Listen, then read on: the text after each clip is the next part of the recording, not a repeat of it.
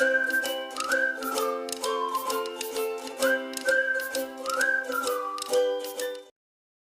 Students, इस video में हम लोग पढ़ेंगे class 10th science lesson 2 acids bases and salt के एक्सरसाइज क्वेश्चंस एंड उसके सॉल्यूशंस। इससे पहले वाली वीडियोस में हमने इस पूरे लेसन को कवर किया है, जिसमें हमने पूरा इसका डिटेल्ड एक्सप्लेनेशन देखा है। अब उसके बाद अब नेक्स्ट टाइम है इसके क्वेश्चन आंसर्स देखने का। अगर आपने वो सारे वीडियोस नहीं देखे हैं तो उसकी लिंक आपको डिस्क्रिप्शन में मिल जाएगी। चलिए स्टार्ट करते हैं इसके सॉल्यूशंस। सबसे फर्स्ट क्वेश्चन है चूज़ द करेक्ट ऑप्शंस। उसमें से फर्स्ट पार्ट है इन लेमन जूस में इनमें से कौन से आयन्स हैं, इनमें से कौन से ऑप्शंस हैं जो कि आपको करेक्ट लग रहे हैं कि H प्लस आयन जो है वो ज़्यादा होता है और OH माइनस आयन कम होता है, या फिर H प्लस आयन कम है और OH माइनस आयन ज़्यादा है, या दोनों का कंसंट्रेशन इक्वल है, या फिर सिर्फ H प्लस आयन प्रेजेंट है। तो फर्स्ट थिंग ये कि जो लेमन जूस है वो तो एसिडिक नेचर का होता है एंड एसिड्स में तो H प्लस आयन प्रेजेंट होते हैं, लेकिन जब पूरा लेसन का एक्सप्लेनेशन हमने पढ़ा था तो वहाँ पे देखे थे कि एसिड में H प्लस आयन के साथ साथ OH माइनस आयन भी प्रेजेंट रहता है। लेकिन यहाँ पे डिफरेंस क्या है कि H प्लस आयन का कंसनट्रेशन ज़्यादा होगा और OH माइनस आयन का कंसनट्रेशन कम होगा। इसलिए इसके लिए ऑप्शन ए करेक्ट हो जाता है कि H प्लस आयन ज़्यादा है और OH माइनस आयन जो है वो कम है। नेक्स्ट क्वेश्चन है when an acid react with metal carbonate then we get, यानी कि जब किसी भी एसिड और मेटल कार्बोनेट का रिएक्शन होता है तो क्या मिलता है। तो एसिड एंड मेटल कार्बोनेट के रिएक्शन में हमने देखा था इक्वेशन कि सॉल्ट, वाटर और कार्बन डाइऑक्साइड फॉर्म होता है। तो इसका आंसर हो जाएगा option B, salt and water and carbon dioxide. Next question है which among the following is not a strong acid, मतलब इन सब में से कौन सा स्ट्रॉन्ग एसिड नहीं है। अब स्ट्रॉन्ग एसिड का डेफिनेशन अगर याद होगा तो वो सारे एसिड जो कि कंप्लीटली आयोनाइज हो जाते हैं उनको हम लोग स्ट्रॉन्ग एसिड बोलते हैं। तो यहाँ पे HCl जो हाइड्रोक्लोरिक एसिड है, HNO3 नाइट्रिक एसिड और H2SO4 सल्फ्यूरिक एसिड, ये सारे कंप्लीटली आयोनाइज हो जाते हैं, इसलिए ये सारे के सारे ही स्ट्रॉन्ग एसिड हैं। तो आंसर क्या हो जाएगा, इसका आंसर हो जाएगा option C, acetic acid CH3COH, जो कि एक वीक एसिड है। नेक्स्ट क्वेश्चन है the pH of neutral solution is, मतलब न्यूट्रल सॉल्यूशन का पीएच कितना होता है। तो ये हम लोग पढ़ के आए लेसन में बहुत अच्छे से कि न्यूट्रल सॉल्यूशन का पीएच 7 होता है। तो इसका आंसर हो जाएगा ऑप्शन डी, 7। नेक्स्ट है Sakina has a burning sensation in her stomach due to acidity she needs, मतलब कि इनको एसिडिटी हो गई है जिसके वजह से इनके स्टमक में बर्निंग सेंसेशन फील हो रहा है। तो उनको क्या चाहिए, स्ट्रॉन्ग एसिड चाहिए, स्ट्रॉन्ग बेस चाहिए, वीक एसिड चाहिए, या फिर वीक बेस चाहिए। तो देखना उनको एसिडिटी हुई है तो एसिड को न्यूट्रलाइज करने के लिए बेस का ज़रूरत है, और उनको बर्निंग सेंसेशन फील हो रहा है मतलब स्ट्रॉन्ग एसिडिटी हुआ है उनको, तो इसलिए उनको क्या चाहिए, एक स्ट्रॉन्ग बेस चाहिए। तो आंसर हो जाएगा option B, strong base. Next question है the cause of tooth decay in pH of saliva, इस पीएच ऑफ सलाइवा कितना होता है पीएच का सलाइवा जिसके वजह से टूथ डीके होने लगता है। तो हम लोग को पता है कि सलाइवा का जो पीएच है वो होता है 5.5, और टूथ डीके कब होता है, जब उसका पीएच 5.5 से कम चला जाता है। तो इसका आंसर हो जाएगा C, being less than 5.5। Next question है which of the following salt is acidic in nature. अब एसिडिक कौन सा सॉल्ट होगा, तो सॉल्ट्स वो एसिडिक हो जाते हैं जिनमें कि जो एसिडिक रेडिकल था वो ज़्यादा स्ट्रॉन्ग था। यही ले रहे थे ना हम लोग की, डिपेंड कर रहा था कि उसमें जो जिस एसिड से वो सॉल्ट बना है अगर वो स्ट्रॉन्ग है तो सॉल्ट हो जाएगा एसिडिक, और अगर बेस स्ट्रॉन्ग था तो सॉल्ट हो जाएगा बेसिक, और अगर दोनों का स्ट्रेंथ इक्वल था यानी कि या तो दोनों स्ट्रॉन्ग थे या दोनों वीक थे तब सॉल्ट हो जाता है न्यूट्रल। अब NaCl में यूज़ हुआ है हाइड्रोक्लोरिक एसिड और सोडियम हाइड्रोक्साइड बेस में, दोनों ही स्ट्रॉन्ग है इसलिए सॉल्ट हो जाएगा न्यूट्रल। और अमोनियम सोडियम सल्फेट में सोडियम हाइड्रोक्साइड और सल्फ्यूरिक एसिड वो दोनों भी स्ट्रॉन्ग है तो ये भी हो गया न्यूट्रल। और KNO3 मतलब कि पोटेशियम हाइड्रोक्साइड और नाइट्रिक एसिड वो दोनों भी स्ट्रॉन्ग है तो ये भी हो गया न्यूट्रल। तो आंसर हो जाएगा सी, अमोनियम क्लोराइड, क्योंकि अमोनियम क्लोराइड में ये बना है Cl पार्ट जो आया है वो हाइड्रोक्लोरिक एसिड से जो कि स्ट्रॉन्ग एसिड है, और NH4 ये जो वाला पार्ट है वो आया है अमोनियम हाइड्रोक्साइड बेस से जो कि वीक बेस है, इसलिए इस सॉल्ट का नेचर हो जाएगा एसिडिक। नेक्स्ट क्वेश्चन है write the name of any two acids found in the food that we eat, यानी कि हम जो फूड डेली इनटेक करते हैं उनमें कोई भी दो एसिड जो प्रेजेंट हो उनके नेम आपको लिखने हैं। तो एक तो ये हो जाएगा कि सिट्रिक एसिड जो कि लेमन में प्रेजेंट होता है, और एक हो जाएगा लैक्टिक एसिड जो कि सारे मिल्की प्रोडक्ट्स में प्रेजेंट होते हैं। तो इसका आंसर क्या हो जाएगा, any two acid which are present in food that we eat are citric acid in lemon and lactic acid in milky products. Next question है how do we distinguish between acids and bases using an olfactory indicator, यानी कि olfactory indicator का use करके हम लोग acid और base को कैसे डिस्टिंग्विश कर सकते हैं। तो देखो, ऑल्फैक्टरी इंडिकेटर्स वो सारे सब्सटेंस थे जो कि एसिड और बेस के प्रेजेंस में अपने ऑर्डर को चेंज कर लेते हैं, यानी कि ऑर्डर उनका डिसअपियर हो जाता है, वो हो जाते हैं ऑल्फैक्टरी इंडिकेटर्स। अब इसके एग्जाम्पल क्या क्या थे ले रहे हैं हम लोग यहाँ पे, फिलहाल ले सकते हैं वनीला या फिर अनियन एक्सट्रैक्ट ले सकते हैं। तो जो ये जो सब्सटेंस है वो क्या करेंगे कि जैसे ही एसिड और बेस के साथ में रिएक्ट करेंगे ना, तो उनके स्मेल में क्लियर डिफरेंस देखने के लिए मिलता है। आंसर क्या लिखोगे? When an olfactory indicator example vanilla और onion extract react with acid it smell vanishes. जब वो एसिड के साथ रिएक्ट किया तो क्या हुआ, उसका स्मेल जो है वो पूरा गायब हो गया। But when it reacts with base there are no change in the smell, यानी कि जब वो बेस के साथ रिएक्ट किया तो उसके चेंज में कोई स्मेल नहीं आया।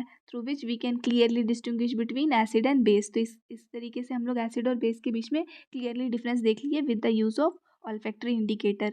ये हो गया आपका थर्ड आंसर। नेक्स्ट क्वेश्चन है, the pH of fresh milk is 6, what will be the pH when it sets into curd और योगर्ट, यानी कि फ्रेश मिल्क का जो पीएच है वो 6 होता है। जब हम लोग इससे कर्ड बनाएंगे तो उसके पीएच में क्या चेंजेस आएगा। अब ये देखो कि जो कर्ड है उसमें लैक्टिक एसिड फॉर्म होता है, और क्योंकि वो एक एसिड है तो एसिड का पीएच कैसा होगा। अगर फ्रेश मिल्क का पीएच 6 है और इससे कोई एसिडिक सब्सटेंस बन रहा है तो ऑब्वियसली उसका पीएच क्या हो जाएगा, डिक्रीज हो जाएगा। तो वही पूछ रहा है कि उसके पीएच पे क्या अफेक्ट पड़ेगा। तो the pH of milk decreases while it sets into curd due to formation of lactic acid, and the pH range of lactic acid और yogurt is 4.5 to 5.5। ये हो गया आपका फोर्थ आंसर। नेक्स्ट क्वेश्चन है, you have been given 3 test tubes, आपको 3 test tube दिए गए हैं। One of them has distilled water and of the remaining 2 one has an acid and the second has a basic solution. 3 test tube है, एक में distilled water है, एक में एसिड है और एक में बेसिक सॉल्यूशन है। If you only have red litmus paper, अगर आपके पास सिर्फ रेड लिटमस पेपर है, then how will you identify the nature of solution in each of the test tube. तो अब आप तीनों टेस्ट ट्यूब में जो सॉल्यूशन है उसके नेचर को कैसे आइडेंटिफाई करोगे। तो वहाँ पे क्या देखोगे, आपकी जो फर्स्ट टेस्ट ट्यूब है उसमें क्या था, डिस्टिल वाटर। तो डिस्टिल वाटर में जब हम लोग रेड लिटमस डालेंगे तो उसका कलर अनअफेक्टेड रहेगा, कोई चेंज नहीं आएगा। क्यों? क्योंकि लिटमस पेपर जो है वो कब रिएक्ट करेगा, एसिडिक या बेसिक मीडियम में, और वो क्या है, डिस्टिल वाटर, तो उसका कलर चेंज नहीं होगा। सेकेंड टेस्ट ट्यूब है, एसिडिक सॉल्यूशन है, तो एसिडिक सॉल्यूशन में अगर हम लोग रेड लिटमस डालेंगे तो उसमें कोई चेंज नहीं आता है। किस में आता है, ब्लू लिटमस में आता है। तो यहाँ पे हम लोग रेड लिटमस ऐड किए तो नो चेंज इन कलर। और उसके बाद जो रिमेनिंग टेस्ट ट्यूब है उसमें तो बेसिक सॉल्यूशन है, जब हम लोग उसमें रेड लिटमस डालेंगे तो उसका कलर चेंज हो जाएगा ब्लू में। तो इस टाइप से हम लोग तीनों में डिस्टिंग्विश कर सकते हैं। तो आंसर कैसे फ्रेम करोगे, in the first test tube as there is distilled water and the color of the red litmus will remain unaffected, sorry, then the color of red litmus will remain unaffected. In second test tube there is an acidic solution, so there will be no change in color while putting the red litmus. And in the remaining test tube there is basic solution, so the red litmus will change into blue. ये हो गया आपका fifth answer. Next आते हैं, during an experiment Neelam and Manish added concentrated sulphuric acid to dry anhydrous sodium chloride. Anhydrous का मतलब भी dry होता है ना। तो एक एक्सपेरिमेंट कर रहे थे नीलम और मनीष, और उस टाइम पे वो लोग क्या किए कि कंसनट्रेटेड सल्फ्यूरिक एसिड में एनहाइड्रस सोडियम क्लोराइड जो कि कॉमन सॉल्ट है वो ऐड किए। तो एक गैस इवॉल्व हुआ उस रिएक्शन के दौरान। When Manish placed dry blue litmus paper near the mouth of the test tube nothing happened. अब क्या हुआ कि मनीष उस टेस्ट ट्यूब के पास में एक ड्राई ब्लू लिटमस पेपर लेकर के आया और उसमें कोई चेंज नहीं आया। लेकिन जब उसी ब्लू लिटमस पेपर को वो मॉइस्ट कर दे रहा है तब वहाँ पे उसका कलर चेंज हो जा रहा है रेड में। तो ऐसा क्यों हो रहा है, इसके रीज़न को आपको एक्सप्लेन करना है। तो आंसर कैसे फ्रेम करोगे कि when Neelam and Manish added concentrated sulphuric acid to dry NaCl, जो क्वेश्चन में दिया है बस वही नोट किए हैं। तो क्या हुआ, हाइड्रोजन क्लोराइड गैस प्रोड्यूस हो रहा है। देखो HCl जो है वो यहाँ पे गैस के फॉर्म में रिलीज हो रहा है, इसलिए हम लोग इसको हाइड्रोजन क्लोराइड गैस बोल रहे हैं। और ऐसे आपको पता है कि इसका अदर नेम क्या होता है, हाइड्रोक्लोरिक एसिड। तो क्या हुआ यहाँ पे, जब हम लोग एक सल्फ्यूरिक एसिड का रिएक्शन सोडियम क्लोराइड के साथ में कराए हैं तो हाइड्रोक्लोरिक एसिड और सोडियम सल्फेट बना है। अब क्योंकि हाइड्रोजन क्लोराइड गैस जो है वो कैसा है, एसिडिक नेचर का है, तो जब वो लिटमस पेपर के कांटेक्ट में आएगा तो ऑब्वियसली लिटमस पेपर का कलर जो है वो चेंज हो जाएगा। लेकिन लिटमस, अब देखो ये गैस है और लिटमस पेपर कैसा है, ड्राई है, इसलिए वहाँ पे कोई चेंज नहीं आ रहा था। तो फर्स्ट चीज़ जो यहाँ पे पूछा है कि उसके कलर में कोई चेंज नहीं आया, नथिंग हैपेंड लिखा है, तो वो इसलिए क्योंकि दोनों ही ड्राई सब्सटेंस थे। लेकिन सेकेंड टाइम में जब हम लोग उसको मॉइस्ट किए तो क्या होगा कि एसिड क्या करता है, ब्लू लिटमस पेपर को रेड में कन्वर्ट करता है। हम लोग याद किए थे इसको लेसन पढ़ते वक्त, इस वर्ड से रिकॉल करो इसको, BAR, इस वर्ड से हम लोग किए थे, रिकॉल करो। अगर नहीं याद आ रहा है तो लिंक डिस्क्रिप्शन में जाके देखो कि हम लोग इसको कैसे याद किए थे। ब्लू से जो रेड में कन्वर्ट कर रहा है एसिड। तो ये हो गया इसका आंसर, कौन सा, क्वेश्चन नंबर 6 का। नेक्स्ट आते हैं क्वेश्चन नंबर 7 पे। Some substance and their pH values are given in the table. एक टेबल दिया है नीचे जहाँ पे कुछ कुछ सब्सटेंस के नेम लिखे हुए हैं एंड उसके पीएच वैल्यू लिखे हुए हैं। इस टेबल को एनालाइज करके हम लोग नीचे जो क्वेश्चन है उसको आंसर करना है। तो क्वेश्चन दिया हुआ है विच ऑफ द सब्सटेंस, थोड़ा दिखता रहे ये भी वैल्यू भी। फर्स्ट क्वेश्चन क्या है, which of the substance are basic in nature. इनमें से कौन सा सब्सटेंस बेसिक नेचर का होगा। अब बेसिक कौन से होते हैं, जिनका पीएच जो है वो 7 से अबव होता है। तो 7 से अबव कौन कौन सा है, तो यहाँ है 8.2, 7 से ज़्यादा है, और 13 ये भी 7 से ज़्यादा है। तो ये दोनों सब्सटेंस हो जाएंगे बेसिक नेचर के। कौन कौन से, solution of baking soda and sodium hydroxide solution लिखे हैं उसी को आंसर में। यहाँ पे देखो, baking soda and sodium hydroxide pH value above 7, इसलिए ये दोनों क्या हो जाएंगे, बेसिक नेचर के। नेक्स्ट क्वेश्चन है, which of the following substance are acidic in nature. अब एसिडिक किसको बोलते हैं, तो एसिडिक सब्सटेंस कौन से हो जाएंगे, जिनका पीएच 7 से कम होगा। तो 7 से कम है 2.2 और 5.5, लेमन जूस और विनेगर का। तो ये दोनों सब्सटेंस हो गया एसिडिक। और एक पूछा है न्यूट्रल सब्सटेंस, तो न्यूट्रल दिया है 7 वाला ना, वाटर। तो अब ये दोनों का भी आंसर देख लेते हैं। बी वाला क्वेश्चन जो था, which of the substance are acidic in nature, तो उसमें क्या लिखेंगे, lemon juice and vinegar are acidic in nature as their pH value is under 7। And which substance is neutral, तो as water has a pH of 7 it is neutral in nature. ये हो गया 7th question का answer. Next है, acids A and B were taken in 2 beakers. 2 beaker है, उसमें 2 acid लिए हैं, एक का नाम ए दिया है और एक का बी। अब ये जो ए है वो पार्शियली आयोनाइज हो रहा है, वाइल बी आयोनाइजेस कम्प्लीटली। तो अब इस बेसिस पे हम लोग को ये सारे क्वेश्चंस को आंसर करना है कि इन दोनों में से which among A and B is strong acid and which is weak. देखो, ए जो था वो पार्शियली आयोनाइज हुआ और बी जो था वो कम्प्लीटली आयोनाइज हुआ है। तो as acid A is ionized partially in water, it is weak acid, and acid B is ionized completely, so it is strong acid। ये हो गया फर्स्ट आंसर। फिर पूछा है व्हाट इज़ वीक एसिड और पूछा है व्हाट इज़ स्ट्रॉन्ग एसिड, यानी कि वीक और स्ट्रॉन्ग एसिड दोनों का डेफिनेशन आपको लिखना है। एंड नेक्स्ट पूछा है दोनों का आपको एग्जाम्पल लिखना है। तो देखो, स्ट्रॉन्ग और वीक एसिड का डेफिनेशन कैसे लिखोगे। फर्स्ट थिंग पूछा है वीक एसिड, तो वीक एसिड वो सारे सब्सटेंस होते हैं जो कम्प्लीटली आयोनाइज नहीं होते हैं। तो N acid that does not dissolve or ionize completely in aqueous solution is called weak acid। और सिमिलरली जब कोई यहाँ पे डस नॉट वर्ड को बस आपको एलिमिनेट करना है, तो एन एसिड दैट डिजॉल्व्स और ionizes completely in aqueous solution is called strong acid. Example में, स्ट्रॉन्ग एसिड के एग्जाम्पल में आप हाइड्रोक्लोरिक एसिड ले सकते हो और नाइट्रिक एसिड ले सकते हो, क्योंकि ये कम्प्लीटली आयोनाइज हो जाते हैं। एंड वीक एसिड में आप एसिटिक एसिड ले सकते हैं एंड ऑक्जेलिक एसिड ले सकते हैं। ये हो गया आपका 8th आंसर। अब नेक्स्ट देखते हैं 9th क्वेश्चन पे। 9th क्वेश्चन है, which gas is usually displaced during reaction between acids and a metal. यानी कि जब एसिड और मेटल रिएक्ट करता है तो कौन सा गैस इवॉल्व होता है, और उसके बाद में क्या टेस्ट देंगे हम लोग इस गैस को टेस्ट करने के लिए। एंड उसके बाद हम लोग को एग्जांपल लेना है मैग्नीशियम मेटल का इस पूरे क्वेश्चन को एक्सप्लेन करने के लिए। तो स्टार्ट करते हैं। पहला चीज़ दिया है कि in a reaction between metal and acid salt and hydrogen gas is produce. यानी कि मेटल और एसिड का जब रिएक्शन होता है तो सॉल्ट और हाइड्रोजन गैस बनता है। ये हो गया आपका क्या, which gas is usually displace during the reaction of acid and metals. तो यहाँ पे क्या पता चला आपको कि हाइड्रोजन गैस जो है वो डिस्प्लेस हो रहा है। उसके बाद how will you test this gas. अब गैस को टेस्ट कैसे करेंगे, तो हम लोग पढ़े थे कि जब हम लोग किसी भी हाइड्रोजन गैस को अगर हम लोग कोई भी burning match stick hydrogen gas के पास में लेके आते हैं तो वो एक पॉपिंग साउंड के साथ में बर्न होने लगता है। तो बस वही आपको करना है। We can test this gas by bringing a burning matchstick near the mouth of the test tube. The matchstick burn with, ये सपोर्टिंग हो गया है, पॉपिंग साउंड होगा, the matchstick burn with popping sound in the presence of hydrogen gas. तो ये हो गया test. और उसके बाद बोला है give example of magnesium metal to explain. तो मैग्नीशियम मेटल का एग्जाम्पल लेकर के आपको एक्सप्लेन करना है। तो हम लोग लिए मैग्नीशियम और हाइड्रोक्लोरिक एसिड, दोनों का रिएक्शन कराए तो बना MgCl2 और हाइड्रोजन गैस। ये हुआ 9th क्वेश्चन का आंसर। अब देखते हैं 10th question. When an egg shell, 10th question में दिया है when an egg shell is reacted with dilute hydrochloric acid, egg shell और डाइल्यूट HCl दोनों का रिएक्शन हो रहा है तो उससे एक एफरवेसेंट गैस प्रोड्यूस हो रही है। और फोमिंग हो रहा है वहाँ पे, और जब फोमिंग रुक गया है तो उसके बाद हम लोग जब एक लाइटेड अगरबत्ती लेकर के आते हैं उस टेस्ट ट्यूब के माउथ के पास में, तो वो अगरबत्ती क्या होता है, एक्सटिंग्विश हो जाता है, यानी कि बुझ जाता है।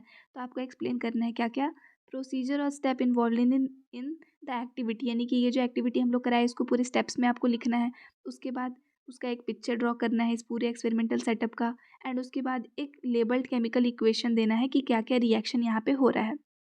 चलो देखते हैं क्या क्या करें हम लोग। सबसे पहले हम लोग क्या किए कि HCl लिए, 20% HCl सोल्यूशन लिए हैं, मतलब डाइल्यूट सोल्यूशन लिए हैं। तो आप कितना भी परसेंट डाइल्यूटेड सोल्यूशन लेना है बस। तो 5 ml हम लोग डाइल्यूट हाइड्रोक्लोरिक सोल्यूशन लिए हैं इन टेस्ट ट्यूब, और उसके बाद कुछ एक्सेल्स हम लोग ऐड किए हैं उस टेस्ट ट्यूब में, एंड उसके बाद एक बर्निंग अगरबत्ती को उस टेस्ट ट्यूब के माउथ के पास में लेकर के आए हैं, एंड उसके बाद क्या देखें कि वो जो अगरबत्ती है उसका फ्लेम जो है वो एक्सटिंग्विश हो गया।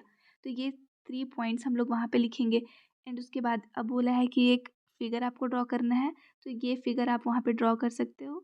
आप इसका स्क्रीनशॉट ले लो, एक बार फिगर का ले लो, और एक बार ये नीचे आपको लिखना है। फिगर जब भी हम लोग ड्रॉ करते हैं ना तो वहाँ पे ज़रूर मेंशन करना होता है आपको कि वो क्या फिगर आप बनाए हो ना। तो reaction between eggshell and hydrochloric acid है तो वो आपको मेंशन करना पड़ेगा। नेक्स्ट एक बैलेंस्ड केमिकल इक्वेशन देना था। तो जो एगशेल है ना वो कैल्शियम कार्बोनेट का बना हुआ होता है। इक्वेशन के थ्रू ही आपको समझ में आएगा कि हाँ पूरे में हुआ क्या।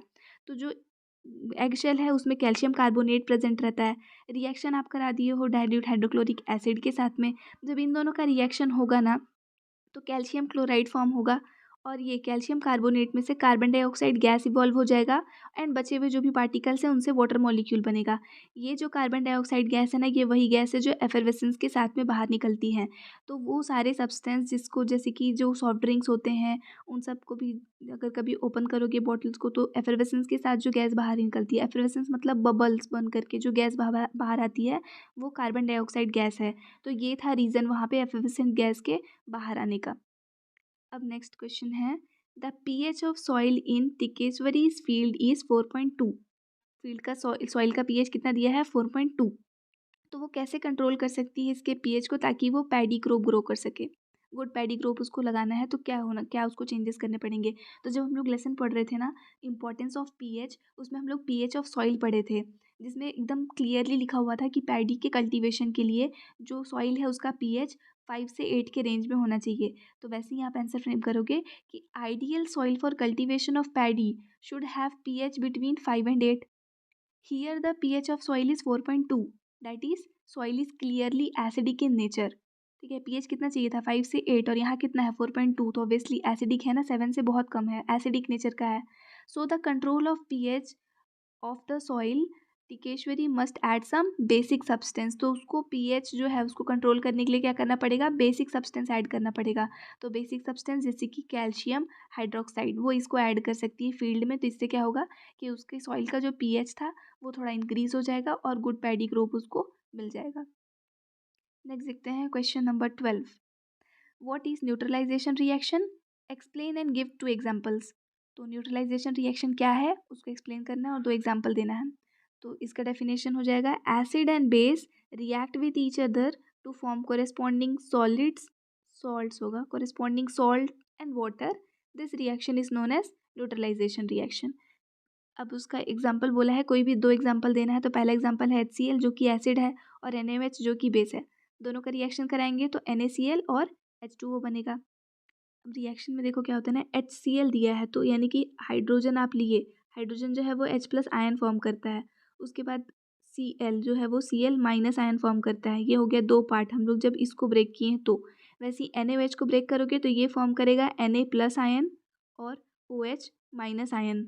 अब जब हम लोग प्रोडक्ट बनाते हैं तो बस यही करना होता है कि इस पॉजिटिव वाले को इस नेगेटिव के साथ में ऐड कर दो और इस पॉजिटिव वाले को इस नेगेटिव के साथ में ऐड कर दो, तो प्रोडक्ट फॉर्म हो जाता है। कोई बहुत बड़ा रॉकेट साइंस नहीं है वहाँ पे। सेम वैसे ही सेकंड यहाँ पे एग्जांपल लिए हैं सल्फ्यूरिक एसिड और पोटेशियम हाइड्रोक्साइड का। अब सल्फ्यूरिक एसिड को हम लोग कैसे ब्रेक करेंगे, तो सल्फ्यूरिक एसिड भी वैसे ही H+ में ब्रेक होगा, हाइड्रोजन आयन, और सल SO4 जो है वो SO4 2- आयन में ब्रेक होता है। ये दो पार्ट्स में हो गया सल्फ्यूरिक एसिड ब्रेक। अब नेक्स्ट आप लिए है KOH, तो ये ब्रेक हो जाएगा K+ और OH- में। अब आपको क्या करना है, ये नेगेटिव और ये पॉजिटिव मिलाना है तो H2O बनेगा, और ये नेगेटिव और ये पॉजिटिव मिलाना है तो K2SO4 बनेगा। ये हो गया आपका दो एग्जाम्पल न्यूट्रलाइजेशन रिएक्शन का। नेक्स्ट क्वेश्चन है क्वेश्चन नंबर 13। समूरा added baking soda to raw milk so that the pH changed from 6 to 8। Milk का pH 6 था और वो 8 में चेंज हो गया जब उसमें बेकिंग सोडा मिक्स किया गया है। तो अब जो है this milk will take longer time to change into curd, why. अब इस मिल्क से कर्ड बनने में ज़्यादा टाइम लगेगा, तो क्यों। अभी हम लोग इससे पहले भी एक क्वेश्चन डील किए, उसमें मिल्क और कर्ड का ही क्वेश्चन था। तो उसमें आप क्या देखे थे कि जो कर्ड है उसमें लैक्टिक एसिड फॉर्म होता है, मिल्क में लैक्टिक एसिड फॉर्म होता है तो कर्ड बनता है, यानी कि एसिड बना है। अभी आप क्या किए थे, इसका पीएच ऑलरेडी 6 था तो इससे कर्ड बनता, तो हाँ 6 से कम हो जाता, लेकिन आप क्या किए हैं इसमें, ये समूरा क्या किए, इसमें बेकिंग सोडा ऐड कर दिए तो उसका पीएच 6 से बढ़ गया है। 6 से कम होने में तो उसको कम टाइम लगता, लेकिन अब वो 8 हो गया, अब 8 से उसको और कम आने में ज़्यादा टाइम लगेगा। इसीलिए यहाँ पे इस मिल्क को कर्ड बनने में ज़्यादा टाइम लग रहा है। तो अब इसको आंसर में कैसे लिखोगे, the pH of raw milk is 6 which increases to 8 after adding baking soda which is basic in nature. This milk will take longer time to change into curd because the pH of curd is 4.5 to 5.5 due to the formation of lactic acid. अब last question है, what is salt, how is the nature of salt determined, take NH4NO3 and Na2CO3 as example and explain. तो salt क्या होता है, उसके nature को कैसे determine करते हैं, और एग्जाम्पल में आपको लेना है अमोनियम नाइट्रेट और सोडियम कार्बोनेट। ये दो एग्जाम्पल को लेकर के आपको एक्सप्लेन करना है। तो सबसे first thing, what is salt. Salt का डेफिनेशन क्या हो जाएगा कि a salt is an ionic compound produced as a result of neutralization reaction between acid and base। ये हो गया what is salt, यानी salt का definition। next है how is the nature of salt determined। तो the nature of salt is determined on the basis of nature of acid or base used to form salt। तीन mistake हो गया तब से, use to form salt. तो किसी भी substance salt का जो नेचर है वो कैसे हम लोग डिटरमाइन करते हैं कि उस चीज़ पे डिपेंड करेगा कि हम लोग कौन सा एसिड या कौन सा बेस यूज़ किए थे, ठीक है। अगर एसिड जो है वो स्ट्रॉन्ग था then the salt is acidic in nature, and if the base is strong the salt is basic in nature. तो ये हो गया how is the nature of salt determined. अब आपको एग्जाम्पल लेना है किसका, अमोनियम नाइट्रेट का और सोडियम कार्बोनेट का। इनके एग्जाम्पल से आपको एक्सप्लेन करना है। तो देखो एग्जाम्पल में आप कैसे एक्सप्लेन करोगे, बहुत डिफिकल्ट नहीं है आंसर, थोड़ा लेंदी लग रहा है लेकिन डिफिकल्ट नहीं है। सॉल्ट कौन सा लिया आप, अमोनियम नाइट्रेट। हम लोग को पता है कि अमोनियम नाइट्रेट किसके न्यूट्रलाइजेशन से बनेगा, नाइट्रिक एसिड के और अमोनियम हाइड्रोक्साइड के, इन्हीं दोनों को न्यूट्रलाइज करेंगे तो क्या बनेगा, अमोनियम नाइट्रेट। अब देखो जो नाइट्रिक एसिड है वो स्ट्रॉन्ग एसिड है, अमोनियम हाइड्रोक्साइड है वो वीक बेस है। स्ट्रॉन्ग एसिड और वीक बेस, तो सॉल्ट कैसा बनेगा, एसिडिक नेचर का ना। तो वही लिखे हैं, since nitric acid is strong acid and ammonium hydroxide is weak base therefore salt is acidic in nature. Whereas वहीं पे दूसरी जगह पे क्या लिए हम लोग, sodium carbonate. Sodium carbonate is a product of neutralisation between carbonic acid and sodium hydroxide. अब इन दोनों में से कार्बोनिक एसिड जो है वो वीक एसिड है, अमोनियम हाइड्रोक्साइड स्ट्रॉन्ग बेस है। अब बेस स्ट्रॉन्ग है तो सॉल्ट कैसा हो जाएगा, बेसिक नेचर का। तो here carbonic acid is weak acid, sodium hydroxide is strong base, therefore salt is basic in nature. तो ये हो गया आपके पूरे के पूरे 14 क्वेश्चंस के आंसर जो कि लेसन 2 में था।